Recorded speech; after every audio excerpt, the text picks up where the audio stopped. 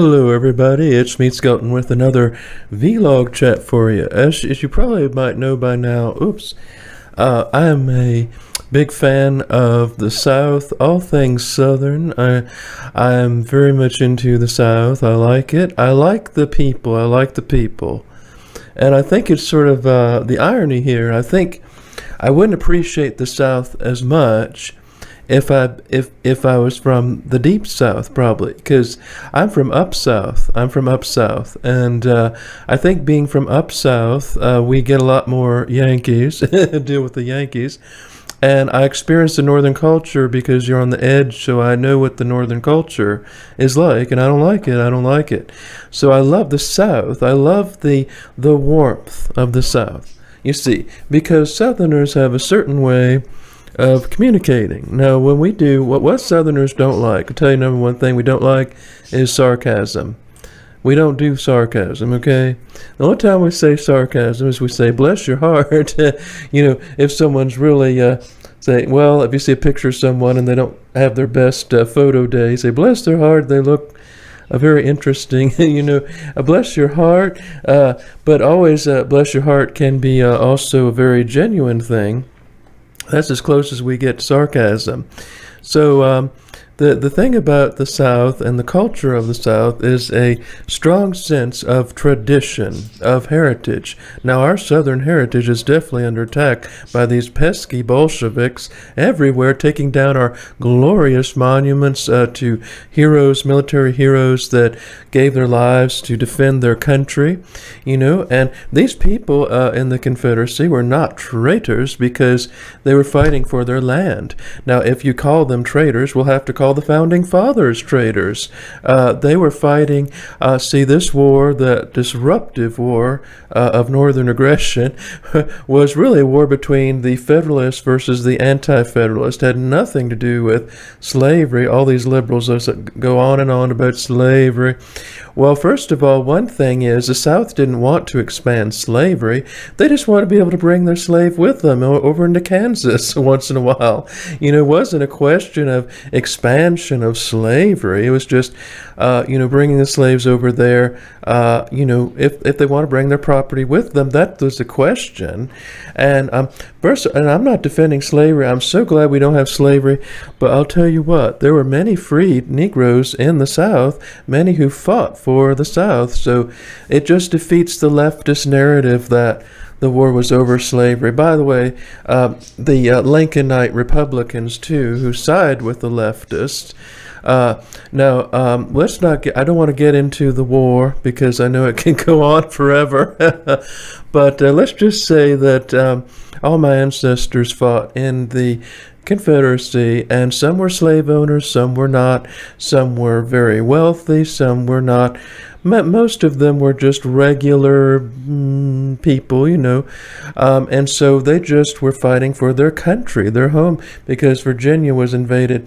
Now, on my Southern heritage side, Southern heritage is very important to me, but I'm a product of a mixed marriage. Yes, a mixed marriage. You see, because my father was not from the South. He was born and raised in the Midwest. So he grew up in his family. People were from Ohio, Indiana, but and so when my mother married my father, her family was outraged to say the first time that someone in our family is marrying a non-Virginian, or a non-Southerner at least. And so they just put up a big fight, and my grandfather said, I will not permit it. I will not permit this wedding to take place. Well, my mother went over my father's family history, and luckily none of his family were here during the war, so they didn't come over until 1900 from Germany. So she said, well, he's not really a Yankee because they weren't in the war. So then my grandfather said, well, Europeans beat their wives. Well, anyway, my parents got married, and that was that. It was a mixed marriage. Now, growing up, by racial or by heritage, part Yankee, part Southern, it creates an identity crisis. You don't know if you're Southern, you don't know if you're a Yankee. But I always thought I was Southern because I was raised Southern. I was raised with Southern manners, Southern hospitality. I always was taught to say yes, ma'am, no, ma'am, yes, sir, no, sir. And I grew up in Northern Virginia. So whenever we go into Washington, D.C., which was very rarely, my father would say, "Hang on, kids, we're going into commie country." You see, Washington, D.C. is a southern city technically, but it's very, very liberal. And what happened is the liberalism of the North has spilled into the South, especially the border states. And I'm not going to deny it. Virginia is pretty much a border state because it is the northernmost southern states. You got your communists coming down, and Virginia, North Carolina, especially any state on the East Coast in the South, is going to be infiltrated by these people. But you go out to Mississippi or Alabama, oh, well, then you just don't have to deal with those people anymore. See, Virginia, they always say we're the filter state because the Yankees come down here from New York and New England and Pennsylvania and Michigan because they want warmer weather and lower taxes. Unfortunately, they bring their politics with them. But the people in the deep South, they don't have to worry about it because we are the ones that have to deal with it. So that's why my appreciation for the South is more. You know, if I had been born and raised in Alabama, I probably wouldn't even care because, you know, there's no contention there, you know. But when you're living in Virginia or North Carolina even, or any state that's closer to the north, you're going to find those Yankees. Now, and in Virginia, if you want to find Yankees, you don't have to look very far. Go to any place like Colonial Williamsburg. You just hear them a block away. You know how Yankees talk? They always talk really loud, like and the old people in the north, they stick out like sore thumb because they don't dress up. Northerners don't dress up for anything. They don't dress up for church. They don't dress up for... Southerners will dress up for a fish fry if they think they have to. Northerners just don't dress up. You see these old Northerners, loud voices, brash voices in their sweatpants and their sweats. Not a pretty picture. My grandmother, born and raised in Richmond, she wouldn't leave the house without tons of makeup, perfume, a dress. She usually made her own dresses out of the curtains, you know, like Scarlett. And, and my granddaddy, he had the best suits. He had tailor-made suits. He'd go to Beecroft and Bull or any of the shops in Richmond, local men's shops, and he'd get the best suits, and he was always dressed when he leave the house. You don't look at these Yankees. They always say how backward Southerners are. At least we dress up, okay? At least we... But no, I'm not dressed for this video because it's pretty hot in here.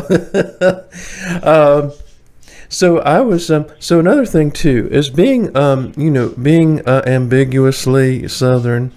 The thing is... I spent a lot of my early summers with my mother's family, all from Tidewater. A lot of people say, where do you get the accent from? I don't know why, but I picked it up from the Tidewater. My relatives, all from Tidewater, when I was 3 or 4 years old, I spent my summers with them.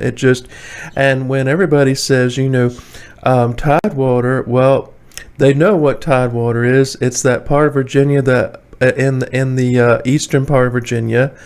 And everybody has their own culture there. It's not the Deep South, but it is very similar. The Deep South molded their culture after Tidewater, because a lot of the Tidewater, when they ruined the soil, planting all the tobacco, they went south and west into Mississippi and Tennessee, and they brought that culture with them. But I hear a lot of people from Alabama say, well, y'all aren't really the South. Or I dated a girl from Alabama once, and she said, well, Virginia's not really the South. It's like she said we were Diet Coke Southern. But I don't care. I really don't care. I think that the thing about Virginia, and I will say this, is that I think a lot of people from the Deep South are jealous because Virginia Southern is a more sophisticated Southern. We're more sophisticated Southern.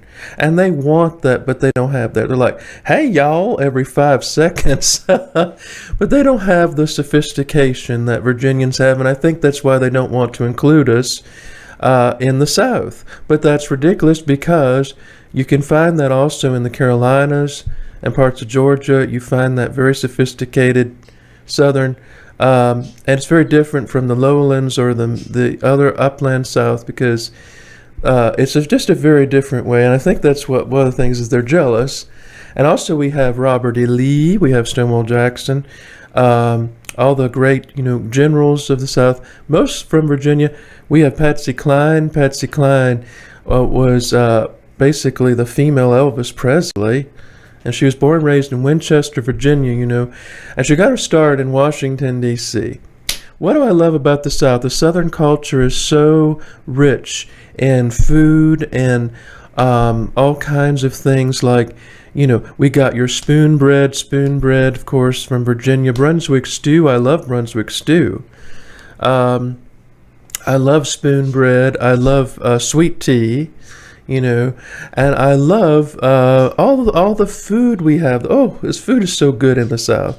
Biscuits and gravy, And what I notice when I go further north, just a little further north, not only is it hard to get sweet tea, but the food really stinks. Have you tried the food from, Chicago and even like in Baltimore, they have this stuff like weird food. It just doesn't taste very good.